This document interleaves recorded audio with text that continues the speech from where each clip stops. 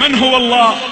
الله الله الله هو الرب، هو الإله، هو الواحد، هو الأحد، هو الرحمن، هو الرحيم، هو الملك، هو القدوس، هو السلام، هو المؤمن، هو المهيمن، هو العزيز، هو الجبار، هو المتكبر، هو التواب، هو الواسع، هو الكريم، هو العفو، هو القدير، هو اللطيف، هو الخبير، هو السميع، هو البصير، هو النصير، هو القريب، هو المجيب، هو الرقيب، هو الحسيب، هو القوي، هو الشهيد، هو الحميد، هو المجيد، هو المحيط، هو الحفيظ، هو الحق المبين، هو القهار، هو الخلاق، هو الفتاح، هو الودود، هو الغفور، هو الرؤوف، هو الشكور،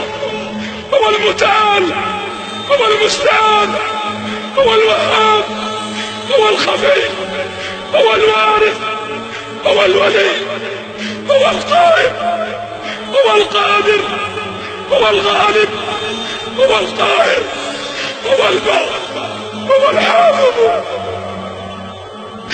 هو المليك، هو المقتدر، هو الوكيل، هو الكفيل، هو الكافي، هو الأكرم، هو الرزاق، هو ذو القوة المتين، هو غافر الذنب،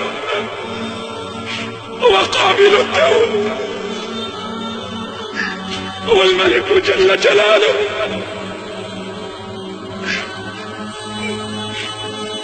لا إله إلا الله، ذلكم الله. لو أن أشجار البلاد جميعها الأقلام تكتبها بكل بنان، والبحر تلقى فيه 7 أبحر لكتابة الأسماء كل زمان نفدت، ولم تنفد بها كلماته، ليس الكلام من الإله. من هو الله؟